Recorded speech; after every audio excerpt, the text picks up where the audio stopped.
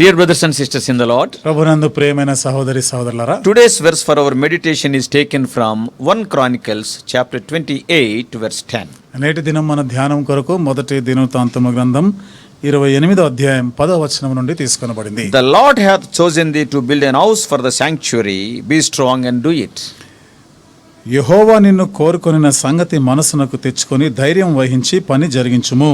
The verse for our meditation today is a part of the final instructions of David to his son Solomon regarding the building of the temple. నేటి దినం మన ధ్యానం కొరకైన ఈ వచనంలో దావీదు తన కుమారుడైన సొలొమోనుకు మందిరము నిర్మాణం గురించిన హెచ్చరికలు ఇస్తున్నటువంటిది. This scene is one of profound interest, very serious scene.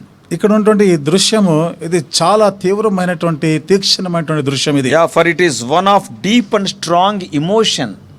ఎందుకనగా ఇది ఎంతో లోతైన బలమైనటువంటి ఆ ఉద్రేకాలతో కూడినది. A father who feels that his end is near is delivering an earnest charge to his son. తన తండ్రి తన అంతము ఇంకా అంతమైపోతున్న సంగతి అని ఎరిగిన వాడై తన కుమారునికి పరిపూర్ణ బాధ్యతలు అప్పగిస్తున్నాడు. He knew he is going to die maybe in few days. కొన్ని రోజుల్లో చనిపోబోతున్నాడు అని తెలుసు ఆయనకి. He knew it very well. దాన్ని బాగా ఎరిగి ఉన్నాడు ఆయన. That's why it is a very very serious scene. అందుకనే ఈ దృశ్యం అనేది చాలా తీక్షణమైనది. So David called all the princes of his kingdom and also young Solomon. దావీదు తన రాజ్యంలోని అధికారులందరినీ అధిపతులందరినీ పిలిపించాడు, తన కుమారుడైన సొలొమోన్ని పిలిపించాడు. We can see the outpouring of royal and parental tenderness and solicitude in the words of David. ఇక్కడ దావీదు పలుకుతున్నటువంటి మాటలు రాజరికపు మాటలు ఇక్కడ కనబడుతున్నాయి. ఒక తండ్రిగా తను ఆ బాధ్యతలు అప్పగించే ఆ మాటలు కనబడతా ఉన్నాయి.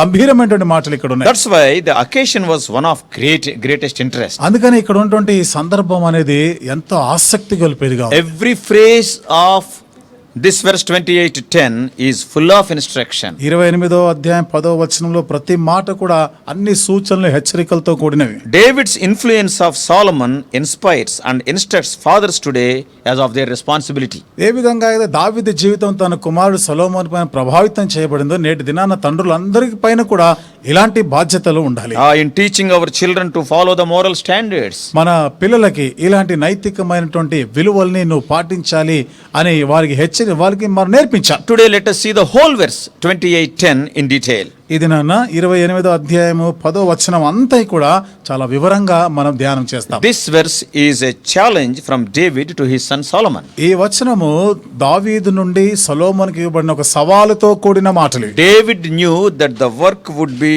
great.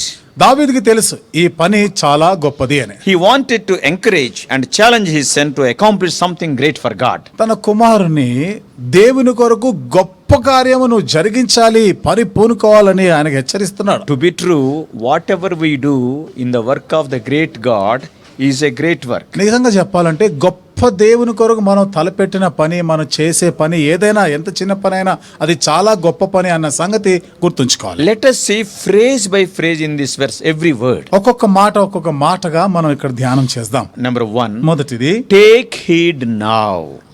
ఇప్పుడు జాగ్రత్త వహించుము. It simply means to pay attention.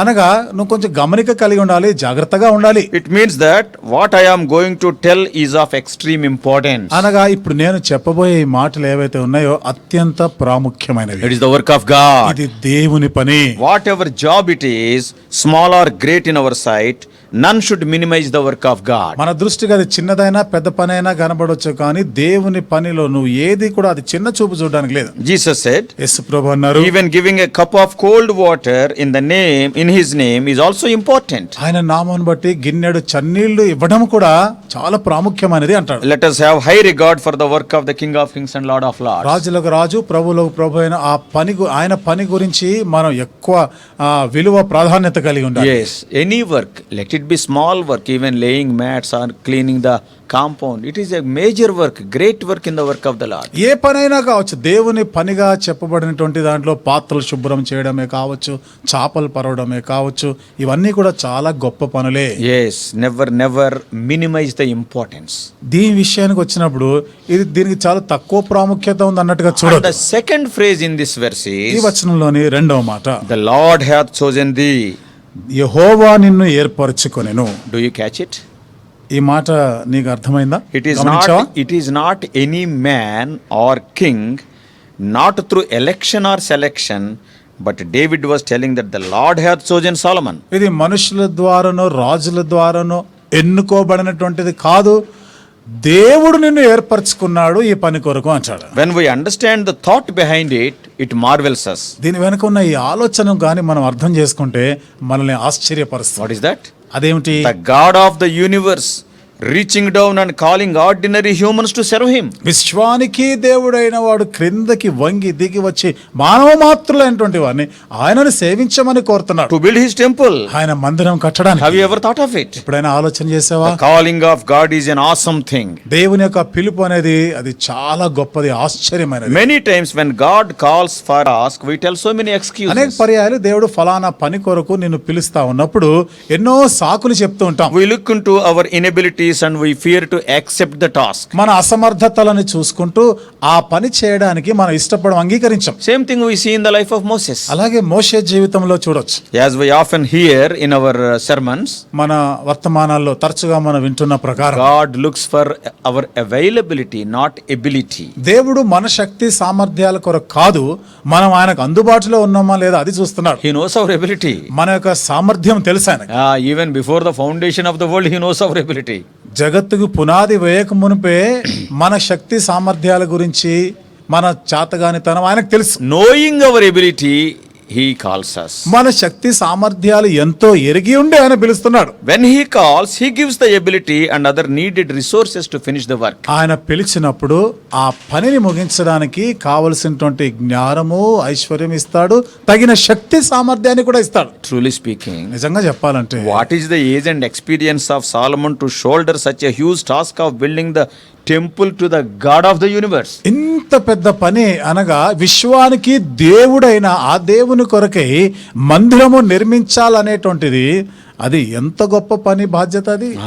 What is this Solomon, very young and tender? సొలొమోను మాటకు వస్తే ఆయన ఎంత చిన్నవాడు, లేత ప్రాయం గలవాడు కదా. That's why Paul penned those encouraging words in 1 Corinthians 1st chapter 26 to 28. అందుకనే కొరింథీయులకు రాసిన మొదటి పత్రిక 26 నుండి 28 వచనాల్లో అపోస్తలుడైనటువంటి పౌలు ఆ మాటలు రాస్తున్నాడు అక్కడ. Paul says that God has not called the worldly wise people. Mighty people are noble people. పౌలు అంటాడు కదా, లోకరీతిని జ్ఞానులు, ఘనులు, గొప్పవారిని పిలవలే. Worldly wisdom is not useful in God's work. దేవుని పనిలో లోక జ్ఞానము చాలదు. Another truth is, మరొక సత్యం, God only will get full glory when weak and foolish people are involved. చూడండి, బలహీనులు, బుద్ధిహీనులు ఈ పని చేస్తా ఉన్నప్పుడు దేవుడికే మహిమ వస్తుంది. Because none of us can glory in those achievements. ఎందుకనగా ఈ మనం ఏవైతే సాధించామో ఎవరు అతిశయించడానికి లేదు. God will not share his glory with anyone. దేవుడు తన మహిమను ఎవరితో పంచుకునేవాడు కాదు. So that is the second phrase in this verse. కాబట్టి ఈ వచనంలోనిది రెండవ మాట అది. And the third phrase, మూడవ మాట, to build an house for the sanctuary.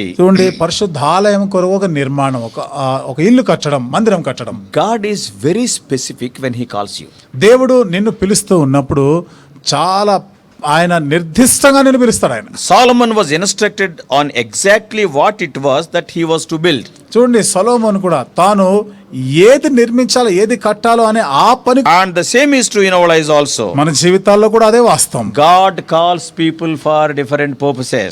దేవుడు ప్రజలని వేరు వేరు ఉద్దేశాల కొరకు పిలుస్తూ We ఉంటాడు. must be very careful in ascertaining our call. మన పిలుపుని నిశ్చయపరచుకునే విషయంలో జాగ్రత్త పడాలి. Even at the time of building the tabernacle in the wilderness, ఆ అరణ్యములో ప్రత్యక్ష గుడారము నిర్మించే విషయంలో కూడా God told various about Bezalel and also Aholiab. దేవుడు బెసలేలు, అహోలియాబుల గురించి మోషేకి ఎంతో స్పష్టంగా చెప్పాడు. God told Moses why he has chosen those two people. ఎందుకు దేవుడు ఆ ఇద్దరినే ఎన్నుకున్నాడు అన్న సంగతి మోషేతో చెప్పాడు. And for what purpose God has chosen them, what they have to do. దేని కొరకు, ఏ ఉద్దేశంతో, ఏ పని కొరకు వాళ్ళు ఏమి చేయవలసిందో అది కూడా దేవుడు చెప్పాడు. God is not the author of confusion. దేవుడు కలవరము, అల్లరికి కర్త కాడు. He will not put the people who are not sufficient and in a particular task. చూడండి, ఫలానా పని కొరకు ఎవరైతే సరిపోరో చాలో అలాంటి వారిని తీసుకొని వెళ్ళి ఆ పని కొరకు ఆయన నియమించాడు. We read about Bezalel and Aholiab బెసలేలు, అహోలియాబుల గురించి మనం చదువుతాము in Exodus నిర్గమకాండంలో 35. 35వ If అధ్యాయంలో you read from verses 30 to 35, you can see about them. 30 నుండి 35 వచనాల్లో వాళ్ళ గురించి చదవచ్చు. The Lord instructs us to invest our time, efforts, treasures, etc. for that particular task. దేవుడు ఆ ఫలానా పని కొరకు మన సమయము, మన తలాంతులు, మన ధనము అక్కడ పెట్టుబడిగా పెట్టాలని We కోరుతున్నాడు. are exhorted not to lay up our treasures on this earth. మనము ఈ భూమి మీద ధనము కూర్చుకునే దాని గురించి కాదు చెప్పింది. We have to invest everything for the kingdom of God. సమస్తమును దేవుని రాజ్యము కొరకై మనం వెచ్చించాలి, పెట్టుబడిగా పెట్టాలి. Investments made for the Lord will reap eternal returns. దేవుని కొరకై ఏదైతే పెట్టుబడి పెట్టామో మన నిత్యత్వంలో దానికి రాబడి బహుమానం పొందుతాం. And the fourth and the last phrase of this verse ఈ is, వచనంలోని 4వ మాట, ఆఖరి మాట, be strong and do it. నీవు ధైర్యము వహించి పని పూనుకొను. David knew well about the magnitude and size of the task God asked Solomon to accomplish. మరి దేవుడు సొలొమోను చేయవలసినటువంటి పని గురించి చెప్పినప్పుడు అది ఎంత గొప్పదో, ఎంత ఘనమైనదో తెలుసు దావీదుకి. Understanding the difficulty of this task, he was encouraging his son. ఈ పని చేయడము ఎంత కష్టమైనదో ఎరిగి ఉండే దావీదు తన కుమారుని బలపరుస్తున్నాడు, చెప్తున్నాడు. He said, be strong and do it. ఆయన అంటున్నాడు కదా, నీవు ధైర్యం వహించు, పని పూనుకొనుము, బలం పొంది ఉండాలి. Dear brothers and sisters, ప్రియమైన సహోదరి సహోదరులారా, no ministry for the Lord is easy.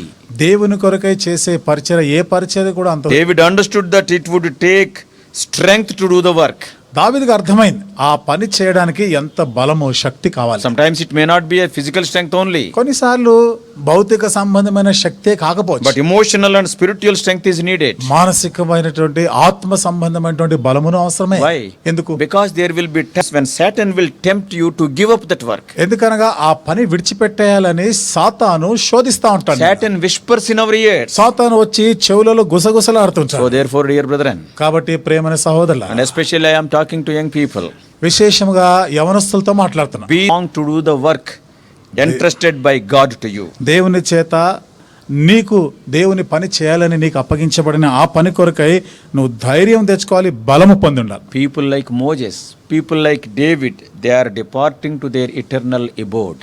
మోషే లాంటి దైవజనులు, దావీదు లాంటి భక్తులు వారి నిత్యమైన గమ్యస్థానాలకి వెళ్ళిపోతున్నారు. ఇంకా Come forward, రండి, ముందుకు రండి, hear his voice, ఆయన యొక్క స్వరము వినండి, and do the work in his strength. ఆయన యొక్క బలమును పొంది పని చేయండి. Don't get discouraged by man's comments or Satan's whispers. మనుషుల యొక్క విమర్శనాత్మకమైన మాటలు బట్టి సాతాను నీ చెవిలో గుసగుసలాడుతూ ఉంటే అవి చూసి నిరాశపడద్దు. May God help you. దేవుడు నీకు సహాయం చేయనుగా.